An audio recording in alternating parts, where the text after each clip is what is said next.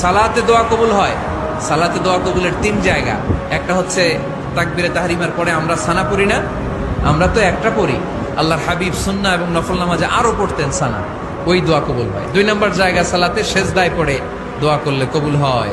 দেখা যায় সেজদাটা আমার কপালটা মসজিদের টাইলসে পড়েছে, কিন্তু বিশ্বনবী বলে টাইলসের উপরে না, যায় নামাজে না, তোমার সেজদাটা তোমার রবের কুদরতি পায়ের উপরে পড়েছে। সেজদায় পড়ে দোয়া করেন। সালাম ফিরানোর আগে বিশ্বনবী দোয়া করতেন, লা ইউসাল্লিমান্না আহাদুকুম হাত্তা ইয়াতাআওয়াযা মিন আরবা'a। আল্লাহর হাবিব বললেন 4 জিনিস থেকে পানাহানা আছে, আমার কোন উম্মত যেন সালাম না ফিরায়। তারা যেন পড়ে আল্লাহুম্মা ইন্নী আউযু বিকা মিন আযাবিল কবর, আউযু বিকা মিন আযাবি জাহান্নাম, আউযু বিকা মিন ফিতনাতিল মাহইয়া ওয়াল মামাত, আউযু বিকা মিন ফিতনাতিল মাসিহিদ দাজ্জাল। আল্লাহ কবরের আযাব থেকে বাঁচাও, আল্লাহ জাহান্নামের আগুন থেকে বাঁচাও, আল্লাহ জীবন মরণের ফিতনা থেকে বাঁচাও, আল্লাহ দাজ্জালের ফিতনা থেকে বাঁচাও। চিল্লায়ে পড়ে না।